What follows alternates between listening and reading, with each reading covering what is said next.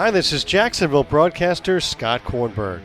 It's time to take a listen back to the week that was in the Miami Marlins organization with Triple-A Jacksonville, Double-A Pensacola, High-A Beloit and Low-A Jupiter.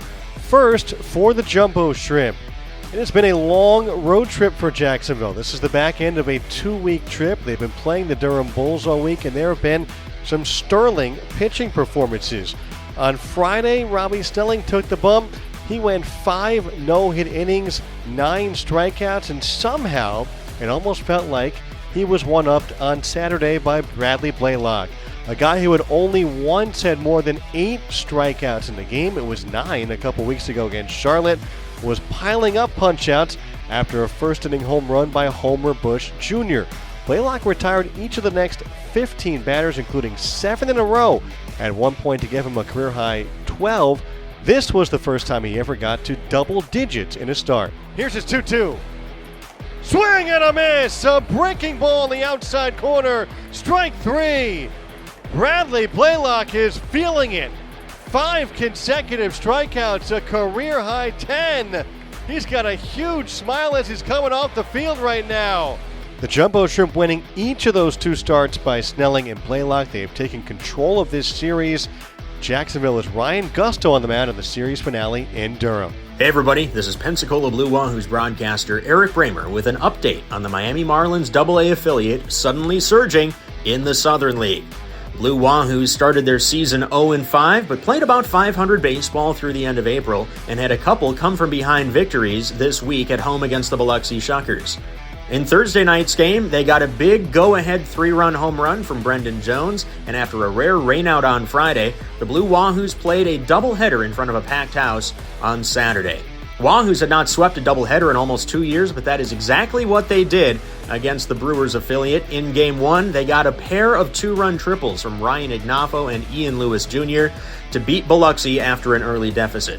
Then in Game 2, the team's top prospect Carson Milbrand struck out 8 batters over 6 innings of 2-hit 1-run ball, and once again it was Ian Lewis Jr. providing the heroics. Deals 0-1, a swing and a high fly into right, sending Keith back to the warning track, to the wall and gone! Ian Lewis Jr., a 3-run jack, and it's 3-1 Wahoos! Just like that, the Blue Wahoos are just 2 games below .500. They have secured their first series win of the season, and they'll try for a season-high 5-game winning streak in their finale on Sunday afternoon.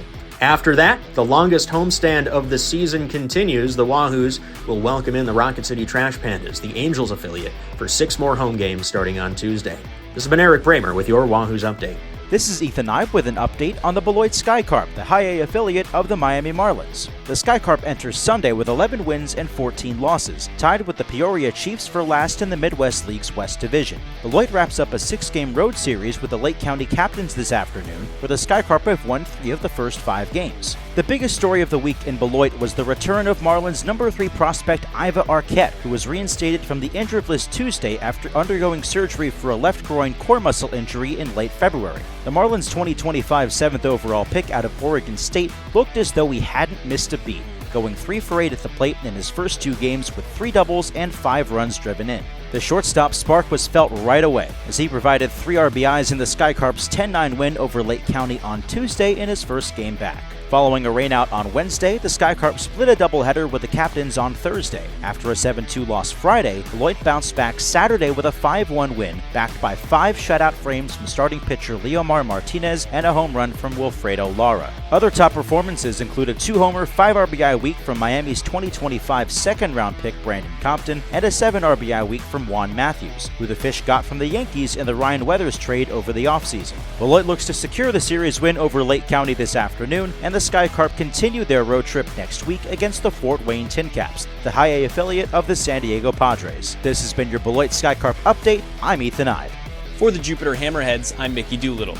Single-A Jupiter was in Dunedin this week, and Carlos Sanchez followed his walk-off blast last Sunday with a 2-homer day on Tuesday night, part of a 7-5 Hammerheads victory.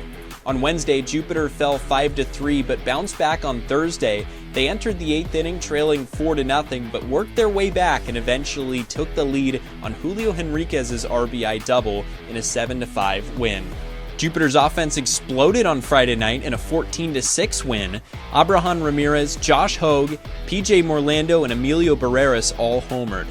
They trailed again late on Saturday but made a 2-run comeback in the 7th and 8th innings. Emilio Barreras and Carlos Sanchez each hit home runs, and Sanchez finished the series with a trio of homers and a team-leading 7 RBIs in just 3 starts. Luis de la Cruz tossed 5 innings in relief in the series and did not allow a run. He struck out 6 hitters and issued just 1 free pass. Jupiter will host Palm Beach next week, and for the Jupiter Hammerheads, I'm Mickey Doolittle. Thanks to Matt Davis, Eric Bramer, Ethan Ibe, Charlie Hobart, Brennan Erlinson, and Mickey Doolittle. I'm Scott Kornberg. This has been the Miami Marlins Minor League Report.